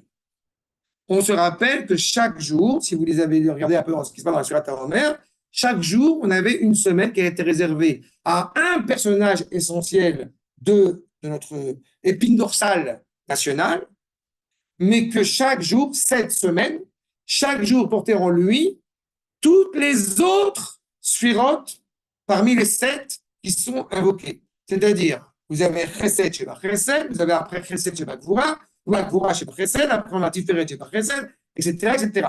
C'est-à-dire que la sphira elle-même, elle porte en elle, en réalité, toutes les réalités. Pourquoi 7 alors qu'on parle de 10 doigts? Parce que vous avez les 7 qui sont abordables par l'humain et les 3 qui ne sont absolument inaccessibles. Ce qu'on appelle en hébreu le keter, c'est la couronne. D'accord? La couronne, je ne vais pas vous alourdir, mais la couronne en réalité, c'est ce qu'on appelle chez nos amis les Chabad, Chochma, Bina et Da'at, et ce que nous appelons Bina, Da'at et Askel. D'accord? Je me suis rendu compte en étudiant ces notions qu'il n'y a pas réellement de grandes différences. Certains ont écrit des pages et des pages, se sont disputés là-dessus. Ça va, pas grave. Ça se rejoint un peu dans cette idée-là. Ce qu'on appelle la couronne. Chochma, Bina. D'accord? Bina, Da'at et Askel. Pardon? C'est ce qu'on appelle, c'est les 3 éléments essentiels qui sont attachés directement au créateur. C'est la couronne, ce qui est au-dessus, à l'infini. Oui, on peut dire, si tu veux, en 2 mots, que Bina, Da'at et Askel, ou Chochma, Bina, Da'at, dans cette notion de bina, ça vient de la langue ben, c'est entre les choses, on est capable de distinguer, même au sein de deux réalités qui a priori sont similaires, on est capable de distinguer malgré tout les choses. Dar, c'est cette application d'adhésion totale et parfaite, et askel, bien évidemment, c'est au niveau de la neshama. Askel, c'est sechel. Et le sechel, au sens traditionnel du terme, c'est pas l'intellect, c'est la neshama. Ce qui provient directement de la neshama, cette étincelle qu'on porte en nous. D'accord? C'est le sechel nivdal. Si je veux parler dans la langue de Maharal, c'est le sechel nivdal, c'est l'esprit distinct. D'accord? C'est quelque chose qu'encore une fois, nous sommes incapables d'atteindre. Abraham commence directement à Midat HaChesed. D'accord? Mais il n'empêche que quand le Kohen va faire la bénédiction, il va porter en lui, c'est pour ça que c'est pas un hasard, si on rappelle Abraham, Yitzhak et Yaakov, comme tout à l'heure, il va porter en lui à travers les mains qui vont agir toute la dimension de la volonté du Créateur évoquée par ses 10 doigts. Il faut se rappeler que les mains ont cette dimension d'être le centre même de l'action. Yadayim maskaniot, les mains, ce qui permet d'agir. Et quand on fait les ablutions rituelles le matin, je parle bien français, les Netilat Yadayim, quand on fait les ablutions rituelles le matin, quand on fait justement sur les mains, nous disent les Rachamim, c'est comme si on avait fait tout le corps. Donc les mains, elles portent en elles cette dimension essentielle justement d'action. Petit détail, pas pour jouer avec les gematriotes, mais c'est quand même intéressant ce que nous rappellent nos maîtres. Yad, Gematria, 14. D'accord? Et vous rajoutez effectivement, parce que vous avez 4, vous avez à chaque fois sur chaque phalange 1, 2, 3, 4, 5, 6, vous en avez 14. Vous rajoutez évidemment le centre, ça fait 15. C'est pas? C'est intéressant, le chiffre 15. On connaît maintenant. Le chiffre 15, je vous rappelle, c'est Yudke. C'est les lettres du Créateur pour façonner le monde. D'accord? Donc, c'est-à-dire qu'avec nos mains, nous sommes capables eh bien, de construire le monde souhaité par le Créateur. Ah, c'est clair? Non, c'est pas clair. Alors, c'est ça. Parce que justement, il est important dans le Beth Amikdash, tout à fait, il est important dans le Beth Amikdash de se laver les mains et les pieds. D'accord? Non. Mais pourquoi c'est important de se laver les pieds? Il faut se rappeler que les mains, si j'ai dit ça rapidement, mais c'est un sujet à part entière. J'avais fait ça sur le cours, si vous avez l'occasion, sur le Kior, à partir de Kitissa, sur mon site. Encore une fois, je me dis que je suis désolé de faire des réformes, mais ça permet de ne pas répéter la même chose. Mais sur le Kior, là-bas, j'avais rappelé cette idée, que le Kior, c'est l'évier, que le Kohen doit nettoyer ses mains et ses pieds en même temps. Il y avait toute une notion par rapport à ça qui était fondamentale. Mais de manière générale, en un mot, les mains sont attachées à l'action, les pieds sont attachés aux habitudes. Raglaim, c'est Erkelim. Et les pieds vont là où les mains vont. Quand les pieds sont la dimension inférieure à l'homme et les mains sont la dimension supérieure à l'homme. C'est-à-dire que dans ces deux notions-là, c'est pour ça que vous avez nos amis, les chassidim, par exemple, qui mettent un gartel. C'est la ceinture pour bien distinguer le haut du bas. Et les pieds, justement, c'est là où on va prendre des bonnes habitudes. Mes pieds m'amènent là où je veux aller. D'accord? Si tes pieds sont exaltés pour aller à la synagogue, pourquoi tu seras exalté? Tu seras exalté. Si tes pieds sont exaltés d'aller au cirque, bah, tu iras au cirque. Voilà? Pas cirque ou je sais pas. Tu as compris? D'accord? Le foot. J'ai compris. Yadayim. Yadayim, c'est Yadayim Askaniot. Il y a mon petit, Non? j'ai dit, c'est les cycles d'avant. D'accord. C'est exactement la même chose. Non, mais j'ai pu voir, Guy m'a expliqué tout à l'heure, j'ai compris qu'il y avait le foot là pendant Shavuot. C'est ce que j'ai compris. Ah, c'est ça qui ne soit pas dimanche. Samedi soir à 22h. Ah, parce que j'ai compris que, bon, Hachem, ils ont fêté dignement la victoire après. Voilà. C'est pas une surprise. Ah là là, quelle violence. Ils ont gagné ou perdu, parce que c'était la même chose. Chemichement. En tous les cas, donc vous avez, je reprends les propos du Rav Reganati. Ligne 30. D'accord? Donc, Esser Sfirot. Ve'alken, En Chamesh, Keneged Chamesh. Vous avez 5 doigts d'un côté, 5 doigts de l'autre côté. Je reprends ce que j'ai dit à l'instant. Les mains ont pour vocation de construire le projet du Créateur. Vous rappelez que le nom d'Akadosh Baruch Hu, n'est-ce pas, c'est Yud Ke Vav Ke. Vous avez 2 Hei. Vous avez la lettre avec laquelle Akadosh Baruch Hu a façonné le monde et la lettre Hei, qui est notre participation active au parachèvement de ce monde. Pas? Donc, quand les Kohanim vont faire les bénédictions, ils mettent en évidence à la fois donc le Hei qui rattache au projet du Créateur et notre hey à nous qui nous encourage à agir. D'accord? Rassurez-vous, pour le moment, vous ne comprenez absolument pas c'est quoi le rapport avec la Birkat Kohanim. Ce qui est vrai, tout ce que je vous dis, tout ce qui est vrai. D'accord? Mais dans 2 secondes, vous allez commencer à voir à quel point ça s'exprime à travers même le biais de la bénédiction des Kohanim. Nous allons le voir. Comme cela est écrit dans le Sefer Yetzira, Sefer Yetzira, c'est le livre de la création, je vous rappelle, c'est une combinaison de mots, de lettres, etc. Si vous arrivez à le comprendre, vous pouvez créer un homme. Je vous conseille, si vous arrivez, c'est très bien. Esser Sfirot. Non, pas à part Balbel. Esser Sfirot, Belima, Hey, Keneged, mais on a dit, voilà, donc 5 contre 5. La fin.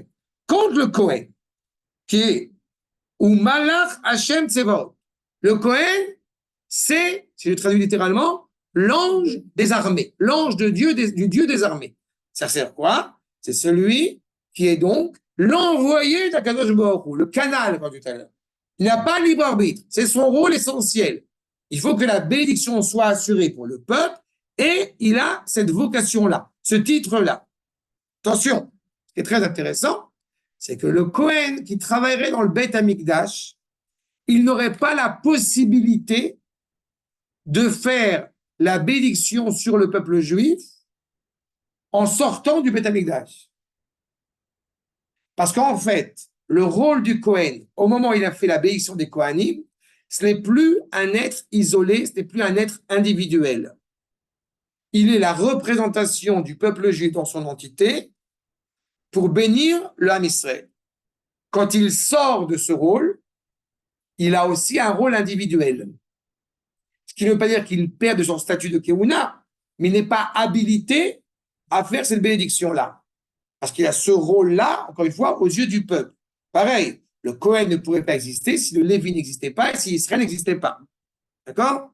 Mais ceux qui pourraient maladroitement dire que les Kohanim y vivent grâce à Israël se plantent totalement.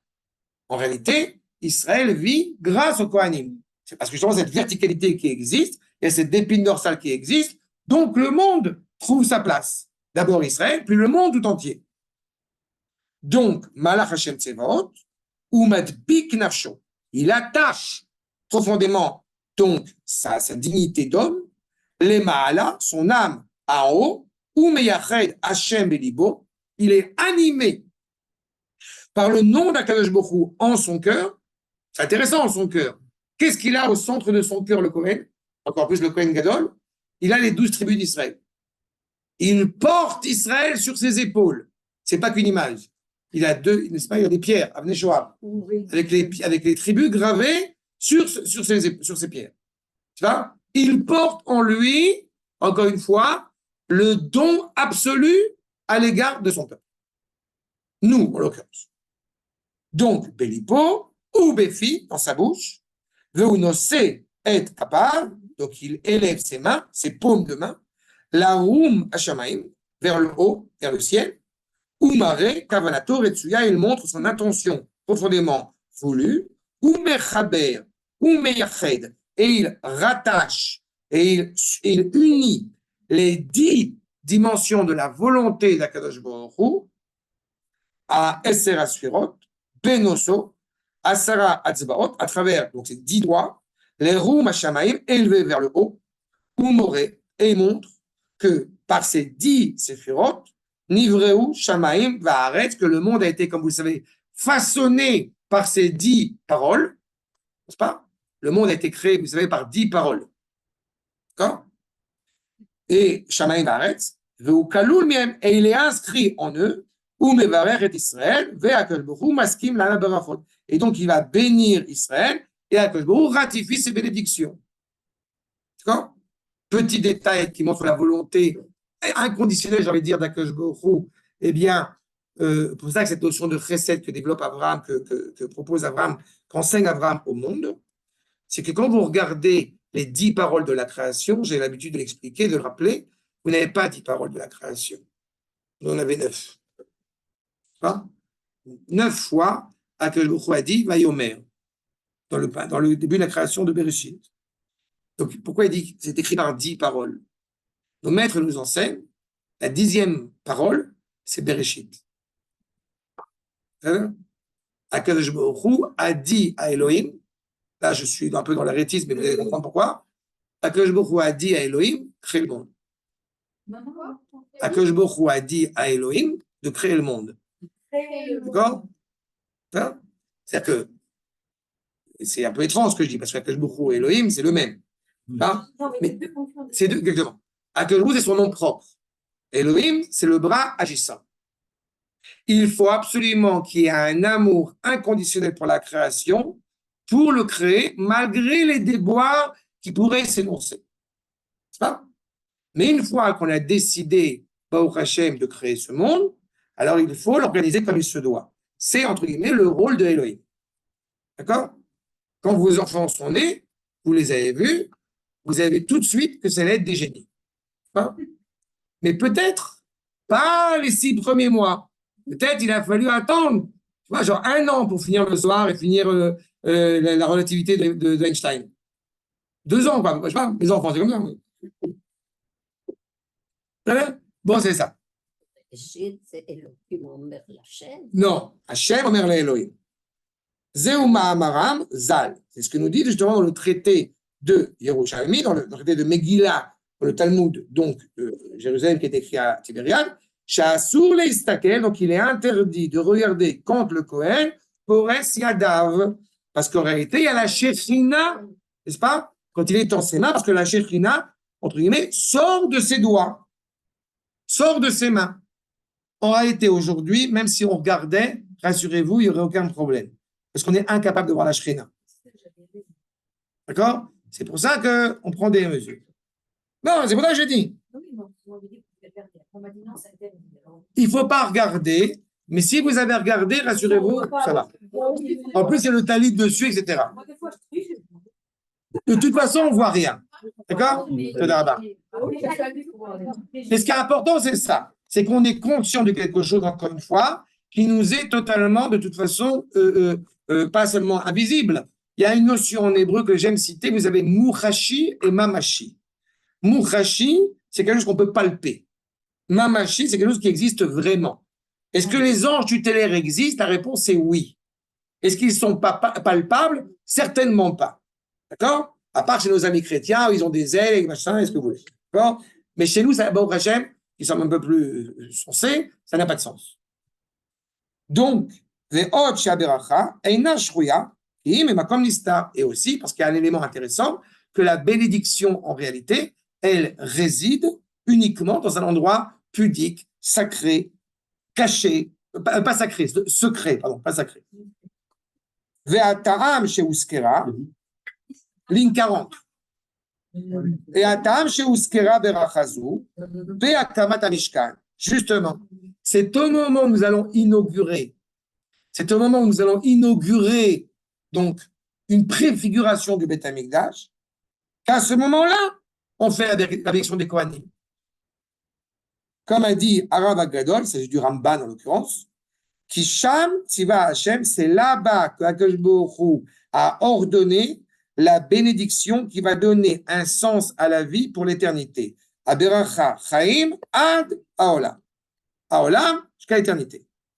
Ve'ainyan, qui mina Mishkan Elyon, de ce temple donc supérieur, portatif mais supérieur, It Pachet Shefa Aberacha Betartonim. D'où vient la bénédiction d'en haut. Et elle réside en bas. Vous vous rappelez, quand on parle de la pluie, qu'a fait Akadosh Baruch Hu avec ses petits bras musclés? Il arrête les nuages. Vous savez ça? Ce n'est pas des petits bras musclés. Mais il arrête les nuages. Akadosh Baruch Hu, il envoie la beracha de la pluie quand on est en Eretz Israël, quand on a Baruch Hashem assisté pour le demander. Et si malheureusement il y a une déchéance morale ou un problème, alors parfois la pluie n'arrive pas comme il se doit. On le dit tous les jours dans la Kirat Shema. D'accord? Là, j'ai dit petits bras musclés. On demande à C'est Acha, je poursuis. Donc au moment où Am Israël, encore une fois, va entendre cette bénédiction, la première remarque qu'il va se demander réellement, c'est qu'est-ce qui vous rend digne, clairement, de nous faire une bénédiction. Parce que je dois expliquer maintenant, c'est le contexte. Maintenant, on commence à rentrer un petit peu dans les faits. Regardez un autre midrash que je vous ai rapporté, maintenant numéro 7. Besha, Sheshamu Israël, Shakadosh Baruch Hu Omer, Ko Tevachu et Ben Israël, Amra, Knesset Israël, Ifna Kadosh Baruch Hu. Iné. Am Israël, qui ne saisit pas tout de suite le sens même de la bénédiction, il dit, mais pourquoi est-ce qu'on va recevoir la bénédiction des Kohanim alors que nous voulons la bénédiction d'Akadosh Baruch Hu lui-même? C'est de lui qu'on veut. Ribono Sheolam. La Kohanim, Ata Omer, Sheivachu Otanu. C'est au Kohanim que tu dis de nous bénir. C'est pour ça que je dis que, je répète ce que j'ai dit au tout début de mon intervention, que c'est un vrai problème de croire, d'abord parce que c'est un problème de s'embrasser dans une synagogue pendant la prière, mais au-delà de ça, c'est un vrai problème de croire que le Père m'a béni ou que le Kohen m'a béni, etc. C'est un vrai problème. C'est totalement contradictoire avec le sens même de la bénédiction. Mais c'est ce qu'on comprend de prime abord, puisque ce sont les Kohanim qui nous bénissent, qui prononcent les bénédictions. Kohanim, ils nous bénissent. Elle a notre écrit, là. Les birkatecha. On n'a pas besoin de ça. Ce qu'on veut, c'est ta bénédiction à toi. Veleyotenu, midbarchin, mipicha. Nous voulons être bénis par toi. Choyés, loués par toi. Shenema, ashkifa mimaon kochecha, min hashamaim, ubarech et amecha, et Israël. Comme il est dit, regarde de ton palais, ouvre ta fenêtre et bénis-nous. Enfin, bénissez-moi, oncle Jacob. Comment il va nous bénir? Il a nommé des ambassadeurs. C'est pas les ambassadeurs. Enfin, Non, vous voyez, d'accord, c'est pas. c'est pas les ambassadeurs. Je ne veux pas accepter ce mot. Bon, quand on ne sait pas, je dis ça comme ça. C'est important. Le terme que vous avez dit d'ailleurs me plaît beaucoup. C'est le canal. C'est vraiment, je trouve, c'est tout à fait juste. Je trouve ça tout à fait exact. Un ambassadeur, c'est quelqu'un qui vient représenter Akadosh Baruch Hu. En aucune manière. Le Kohen que Dieu présente ne représente pas Akadosh Baruch Hu. D'accord? Mais donc, qui a donné le rôle au Kohanim comme on le dit, de nous bénir? D'où ça vient? Par une pochette surprise? C'est Akadosh Baruch Hu. Mais Akadosh Baruch Hu, il n'a pas dit au Kohanim de bénir. Il a dit au Kohanim de prononcer avec exactitude cette bénédiction pour que ma parole soit retransmise au peuple. Ah, mais c'est ma parole à lui. Voilà, ça j'ai compris. C'est plus Exactement. l'ambassadeur. Exactement. À part le premier temps. Tout à fait. Exactement. Et c'est fondamental. Justement, comme a dit Manitou, vous serez sage et vous n'aurez pas d'image. De toute façon, quand on assiste à la prière des Kohanim, je te dis, enfin, ce qui me concerne, moi, je ne pense pas aux Kohanim. Je vois Kadosh Baruch Hu qui me bénit. Tu vois, c'est vrai, je peux rien. Je suis très heureux pour toi. Merci. Mais encore une fois, Rabotai, je répète ce que j'ai dit. Rabotai, je répète encore une fois, je suis très conscient de la problématique sociologique qui existe dans beaucoup d'endroits, dans beaucoup de communautés, dans beaucoup de synagogues. C'est pour ça que je me permets de mettre en garde, pour ne pas comprendre cela. Je serre la main du Kohen en lui disant Chazak ou Baruch. N'est-ce pas? Parce que, il y a cette dimension-là. Et pas merci de m'avoir béni. D'accord? Vous voyez la nuance. Et c'est pour ça que de même, comme j'ai dit tout à l'heure, on n'embrasse pas la main de son père. Pas à ce moment-là. Arshab, Amar. Mais en tous les cas, le Ham Israël, vous voyez, le Midrash laisse entendre. Alors, je m'excuse, David. Tu vois, le Midrash, apparemment, Ham Israël n'a pas compris ce que tu as compris, tant mieux. Et le Midrash dit clairement pourquoi tu dis au Kohanim de me bénir plutôt que ce soit toi, Kadosh Baruch Hu.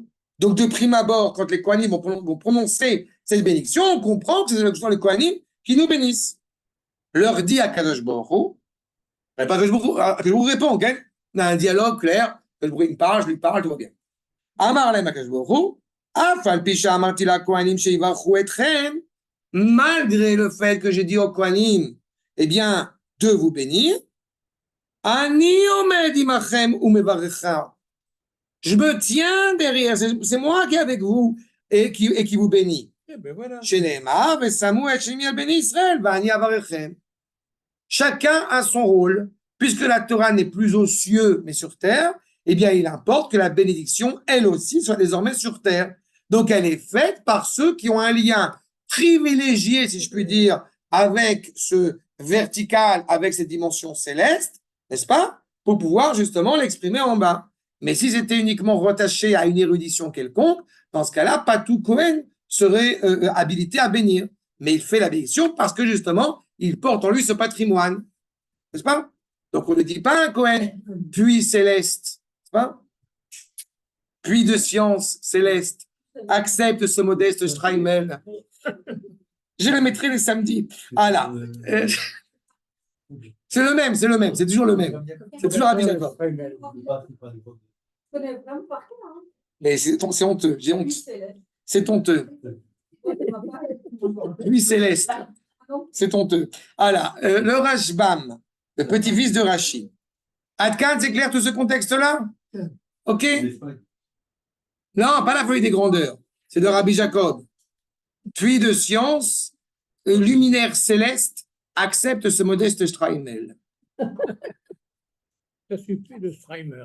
Bien. Et il dit d'ailleurs, je le mettrai dimanche au Et je départ. le mettrai les dimanches. Il me dit les dimanches, c'est pas le dimanche, c'est le samedi.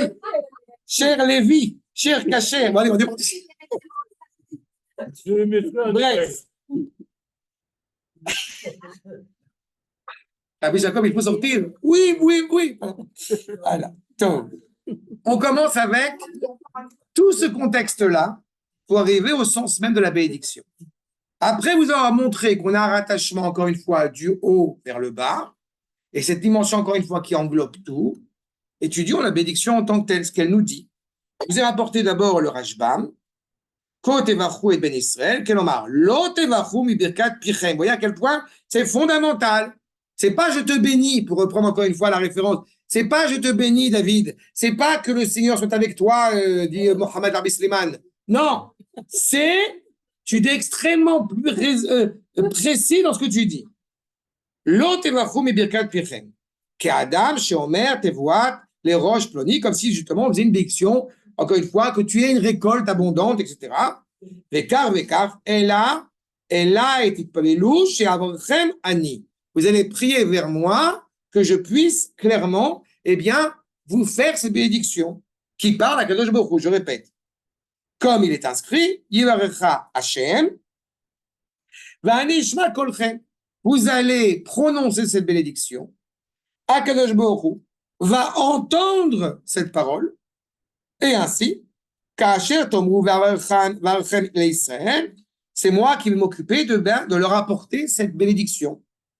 Samou et Shemi al Bnei Israël. Ils vont clairement élever, nommer mon nom sur les enfants d'Israël. Sheivachu Kohanim l'Israël, Beshmi, Velo Bishmam, Ani Vacham l'Israël. C'est pas vous qui bénissez, c'est pas vous qui bénissez Israël. C'est moi qui le bénis à travers vous. D'accord? D'accord. Maintenant, pourquoi c'est comme ça? Je répète, le Sefer Achinu, encore numéro 9. Dans les racines même de la mitzvah, que Akadosh Baruch Hu est intéressé, vous voyez, chez Chafetz Hashem Betuvo, Agadol, Levarech Amo. Le père dit, j'aime mon fils. D'accord? Je veux lui apporter des cadeaux, je veux le louer. Déjà, au Har Sinaï, cette première parole qui a dû être rappelée, qu'a dit Akadosh Baruch Hu, je vous rappelle, c'est Anochi Hashem, Habibi, je t'aime. C'est ce qu'a dit Akadosh Baruch Hu, plus ou moins, dans le premier verset. D'accord? Bon, il a dit aussi Anochi Hashem Elohecha, Asher Hotzecha Me'eretz Mitzrayim. Mais c'est ça. C'est moi qui vous ai sorti. Je vous kiffe. Vous êtes ma life. Dit Akadosh Baruch Hu à Israël. D'accord? Ils n'ont pas compris ça encore. C'est ça. C'est la base même. Le fait même d'être sorti d'Égypte par Akadosh Baruch Hu montre que. Donc, Akadosh Baruch Hu est désireux, si je puis dire, de nous apporter cette grande bienveillance. Mais il le fait auprès de ses serviteurs, Levarech Amo, Aliedea Meshartim Achronim Tamid Bet Hashem, ceux qui sont toujours présents 25 heures sur 24 auprès de lui.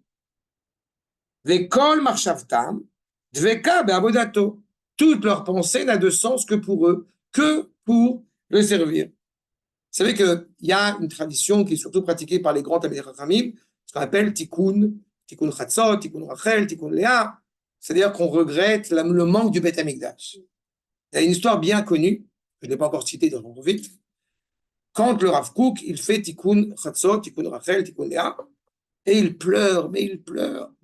Et il y a un juif qui est à côté de lui, et il lui dit, mais pourquoi Gvodo pleure? Et il dit, moi aussi, je regarde le Beth Amikdash. Je mets Cohen après.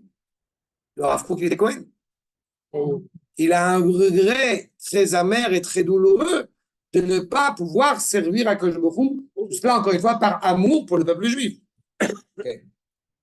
Ah oui, Corinne, je vais citer souvent le Rav Kook. C'est parti de... Venavsham kshura be'irato kolayom. Leur âme, leur dignité est pleinement rattachée, encore une fois, à la crainte révérentielle envers Akadosh Baruch Hu toute la journée. Ou bisrutam, et grâce à eux va commencer la beracha alehem. Veidbaruchu kol maasehem. Parce qu'encore une fois, leur amour d'Akadosh Baruch Hu et leur amour du peuple juif est, je répète, inconditionnel. C'est important de l'avoir toujours en tête pour ceux qui se croient comme étant les Lévim ou les Kohanim de notre génération et qui disent si vous me dites d'aller à l'armée, je m'en vais d'Israël. Sentez l'amour d'Israël là, il est profond. C'est exactement l'inverse de ce qu'on est en train de voir maintenant. Ils sont animés par cet amour-là. Et du coup, ils sont profondément agréables aux yeux d'un Israël.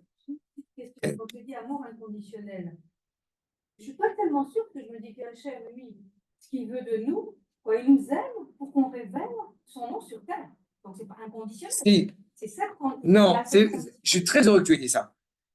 Akadosh Baruch Hu nous aime, pourquoi? Car, cependant, on a une qualité particulière en nous qui a une envie de réparer le monde. C'est inscrit en nous. C'est indépendant de l'amour de Hachem. Mais en réalité, oui, mais c'est inscrit en nous. D'accord? J'avais déjà une fois évoqué cette problématique-là. Vous voyez des gens d'extrême gauche. D'accord? Ils sont très angoissés de porter préjudice à des pauvres populations humaines qui, à leurs yeux, n'ont pas à souffrir. À leurs yeux. D'accord? Je les crois.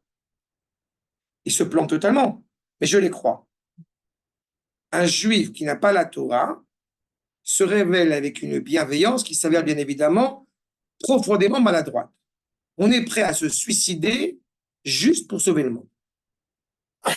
C'est la nature profonde d'Israël. C'est pour ça que je dis, on a été choisi parce qu'on est naturellement animé par cela, en tant que nation. C'est la nature profonde d'Abraham. Et Akash Baruch Hu va lui dire, non, il faut que tu te préoccupes de construire une nation. Et toute la difficulté d'Abraham, comme vous le savez, ça a été de savoir si réellement, eh bien, on va être digne, sa descendance va réussir à accomplir cette mission extraordinaire. Aujourd'hui, on a besoin du Shulchan Aruch pour révéler ce qui est profondément inhérent en nous. Et Abraham Avinu, il n'a pas eu besoin du Shulchan Aruch. D'accord? Ni Abraham, ni Yitzhak, ni Yaakov. D'accord? Donc, on a besoin du Shulchan Aruch pour nous rappeler ce que nous sommes. N'est-ce pas? On a lu depuis Pessah jusqu'à Shavuot, Derech Eretz Kadma la Torah. On a d'abord la courtoisie, la cohérence de l'être humain avant de recevoir la Torah. Mais où tu apprends le Derech Eretz dans Pirkei Avot? Qui a écrit Pirkei Avot? Les Rachamim. Je vais te rappeler qui est ton père. Je vais te rappeler tu es le fils de qui. D'accord? C'est la nature profonde d'Israël. Là où je m'attendais à une question plus difficile, que tu ne vas pas poser, je vais la poser. C'est pourquoi est-ce qu'effectivement je parle de l'amour inconditionnel des Kohanim à l'égard de Am Israël, alors que la tribu qui va partir en croisade contre les membres du peuple juif, malheureusement, qui avaient accompli le veau d'or, c'est les Lévim, c'est les tribus-là. Les Maccabées, jusqu'à le contraire, c'est des Kohanim. Donc, ils sont virulents. Cet amour inconditionnel de Am Israël, ce n'est pas un amour sentimentaliste. On n'est pas on n'est pas chez Chateaubriand, on n'est pas romantique. D'accord? C'est un amour qui a un vrai sens. Et cela provient même, je rappelle, de l'origine même de la famille des Kohanim, puisque Aaron à Cohen, je vous rappelle, est marié avec Elisheva bat Aminadav. C'est qui Elisheva bat Aminadav? La sœur de Nachshon. La vaillance de Yehuda alliée à la sainteté de Aaron. D'accord? C'est ça qu'il faut. Donc, évidemment, à long terme, c'est cette idée-là que va être agréable, va être agréé. Mais al Thomas, nous dit le Sefer Achenu. Ve'lu chafetz Hashem bebirkatam, yitzav otam et aberacha. Si Akadosh Baruch Hu a envie, justement, de leur bénédiction, qui leur ordonne de bénir. Ve'etzoer birkat kohanim, qui les ordonne de bénir, sans avoir un peu soin de la birkat kohanim. Kvar ikdamti lechapaim rabot, nous dit le Rav Aaron Levi à Cohen, Aaron Levi de Akko. Ki be'ersher ma'asenu, tachul aberacha alenu. En réalité, la bénédiction, le canal, passe par les Kohanim, et elle arrive à nous. Mais en quoi cette bénédiction va pouvoir réellement démarrer chez nous quand nous allons nous préoccuper de reconnaître la valeur de ces actes, la valeur, encore une fois, de ce que nous avons à faire. Vegam tzivanu betuvo, agadol, et beaucoup nous a effectivement ordonné à sa grande bonté, les vakesh veinu beracha. Tu as un problème. Akadosh Baruch Hu, évidemment, ce n'est pas une casse-pommade, mais il n'en demeure pas moins que c'est lui vers qui il faut se tourner. C'est pas? C'est ni Mickey, ni Donald, ni je sais pas qui. Ça, c'est vrai, Akadosh Baruch Hu. V. Nishal. Tu veux te retourner sur qui? Nous. D'accord. V. Nishal Ota, al yedei ameshaltim ateorim. Tout cela est clairement demandé vers ses serviteurs animés encore une fois par la pureté. Qui kolze yeschut lenafshotenu ou mitor kach niske betuvo. Justement, se tournant vers les Kohanim, au moment où ils font la bénédiction, c'est leur donner, encore une fois, la valeur qui est la leur. Sachez-le, entre parenthèses, que les Kohanim, nous avons tendance de ne pas leur demander de nous servir, justement, par respect pour ces Kohanim. On le fait monter en premier. Il y a toute une application, encore une fois, par rapport à cette valeur qu'on doit donner naissance aux Kohanim. Maintenant, quand, effectivement, il y a cette demande clairement de faire la bénédiction, vous voyez, ma cour numéro 10, il est 8 heures déjà. Non, c'est pas possible, on a...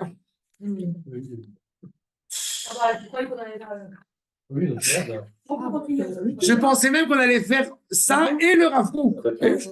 On va jusqu'au numéro 16. Ciao. On va juste... Non, au moins qu'on finisse Rashi. C'est-à-dire qu'on arrive à ma cour 11 et je poursuivrai la prochaine fois. Le Ramban, ma cour numéro 10. Emor lahem. C'est-à-dire que dans le verset, il est dit Emor lahem. C'est rare qu'on a cette notion de parole qui est dit ce qu'on appelle en ktiv malé. Emor, aleph, mem, vav, resh. En général, il y a. Les gens, ça, ktiv malé, c'est ce qu'il y a le vav. En général, on écrit, même les morts, par exemple, vous voyez, quand il y a écrit Daber el Aaron, vel banab, les morts. Oui, je le dis. Mais en général, quand on dit les morts dans la Torah, Oh, mais 10, parce qu'il y a écrit est mort la haine.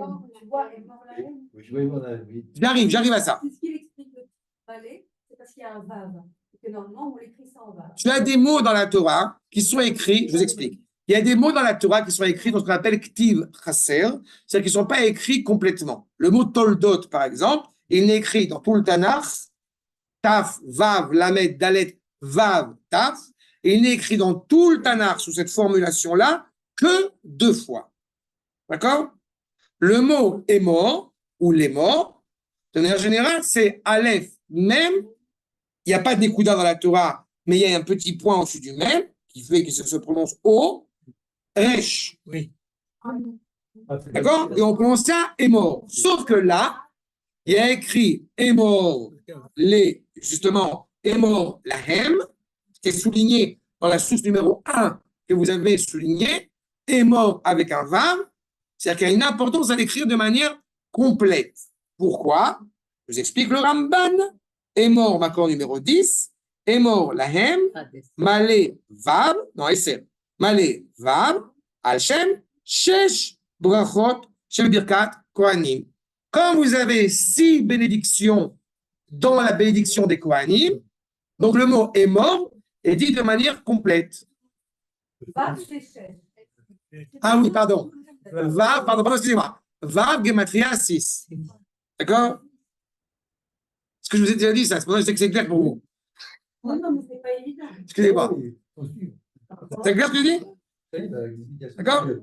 Et mort, ça. Donc, c'est pour ça que me permet Non, non, non, vous avez raison. Je sais que- Mais ça va pas, vous avez compris l'idée? Donc, c'est Ktiv Malé, encore une fois, ce qui nous montre une fois n'est pas coutume, que quand vous avez dans la Torah, pas seulement la parole, mais telle qu'elle est retranscrite, la main retranscrite, évidemment, a une valeur. D'accord? Il y a ma femme qui a posé une question à Shavuot, que vraiment j'adore quand ma femme pose des questions pareilles, parce que là, pour le coup, j'ai pas de réponse. Parce que vous avez Ktiv écrit, à la Megillat Ruth, notamment, et pas que, j'avais fait un cours là-dessus il y a très longtemps, sur le fait qu'on a des endroits qui sont écrits d'une certaine manière et on les lit d'une autre manière. Mais on a un truc en plus. Tomri, il y a Noami qui parle à sa bru, à Ruth. Tomri, il n'y a pas écrit Tomri Elai. Il y a écrit Tomri, dit. Mais nos maîtres ont rajouté, il n'y a pas écrit, mais tu vas dire Elai. Mais il n'y a rien écrit. Et on dit Tomri Elai. Quand on est avec la tour, Tomri Elai. C'est-à-dire qu'en plus, ça ne suffit pas seulement cet endroit où c'est écrit d'une manière, il faut lire d'une autre manière. On a en plus un ajout qui a été transmis par nos maîtres. On nous dit, là, il faut que tu rajoutes un mot. Ah, c'est les maîtres qui ont demandé de rajouter. Mais évidemment que ça vient de la Massorette. Ça vient de Shmuel Hanavi en l'occurrence. Mais allez expliquer ça. Si on n'a pas de transmission orale de la Torah, on court à sa perte. C'est écrit. Déjà. D'accord? Maintenant, regardez Rachid. Juste pour terminer, qu'on ait ça en tête, le sens même justement de ces 6 bénédictions, dans le sens, encore une fois, le plus obvi qui existe. Macron numéro 11. Yevarechecha. N'est-ce pas? Premier sens, chez Idebaruchu Nechasecha. C'est quoi Yevarechecha? Que le Kohen va bénir, encore une fois, que je dois bénir par le biais des Kohanim, que tu aies du flou, que tu aies de l'argent. D'accord? Que tu aies des biens. Nechasecha. Que tes biens vont pouvoir se multiplier. Mais seulement, pas seulement se multiplier, parce qu'on peut être riche, mais que vous va faire en sorte aussi que tes biens soient préservés. Tu ne vas pas les perdre. Yevarecha, ve ishmerecha, shelo yavo alecha, shodedim, qui ne vont pas venir des brigands, te prendre ton trésor, litol mamonecha, shanoten matana le avdo, que le bon te donne un cadeau à son serviteur, et non il les chomro. Un roi de chair et de sang, quand il fait un cadeau à son serviteur, on n'est jamais certain qu'il n'y a pas avoir des brigands et des voleurs qui vont prendre ce bien. Matana le avdo, et non il les chomro. Mikol adam.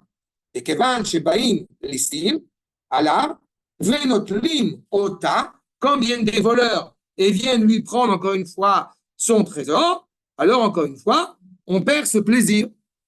Okay? Mana, qu'est-ce qu'on va gagner? Quel est notre bonheur d'avoir un cadeau si encore une fois tu me le reprends 2 secondes après? Mana yeshlo, bamatanazu, voilà que je me ou anote. Akash Borou, c'est lui qui donne ce cadeau et c'est lui qui le préserve. D'accord? Donc, vous comprenez que le premier sens de la bénédiction, Yevarecha Hashem Ishmaecha, c'est une bénédiction physique, matérielle. Deuxième bénédiction, Yaher Hashem, je vous dis à l'oral, dans les versets maintenant numéro 1, pour que vous preniez en tête, on reprendra sur ce point-là. Yaher Hashem Panecha, Elecha Vechuneka. Akash Borou va donc éclairer, n'est-ce pas, de son visage, il va t'éclairer toi. Et tu vas trouver grâce à qui? À la Torah que tu vas étudier, et semble-t-il, aux gens qui sont autour de toi. Troisième bénédiction, Issa Hashem, troisième verset, pardon, Issa Hashem Panavelecha, Akadrou, il va élever son visage vers toi, Veyasem Echa Shalom, et donc tu auras la garantie. Vous voyez qu'il y a une première dimension matérielle, une deuxième dimension spirituelle, qui est à la fois donnée et à la fois préservée, et une troisième dimension qui assure la sérénité, le shalom, encore une fois, de ces 2 dimensions qui marchent ensemble. Il donne le nom. Exactement. Il donne un nom. Il donne un nom. Je donnerai un nom. C'est que tu lui donner un nom. Ouais, ta femme. Mais Samuel et Chemi. C'est ça que tu parles? C'est mon nom. Ils vont graver mon nom, ce que j'ai dit au tout début. Non, non. Ils vont scruter, c'est mon nom. On va voir le nom d'Akadosh Baruch Hu, encore une fois, gravé en nous. D'accord? Il est clair, tu conviendras, que on a souvent des épisodes qui sont assez marquants, où le monde est admiratif, par exemple, dans notre spécialité n'est-ce pas, des vipères en Syrie, on est des spécialistes.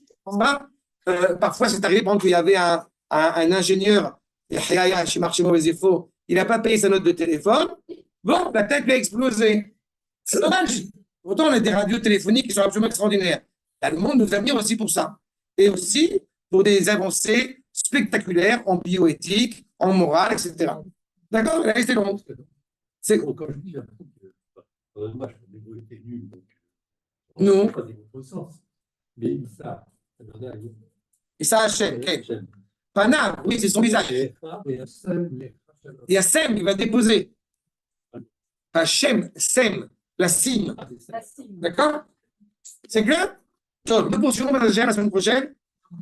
Shalom Boltou. Avec plaisir. J'avais eu un cours il y a longtemps. Là, c'était super intéressant.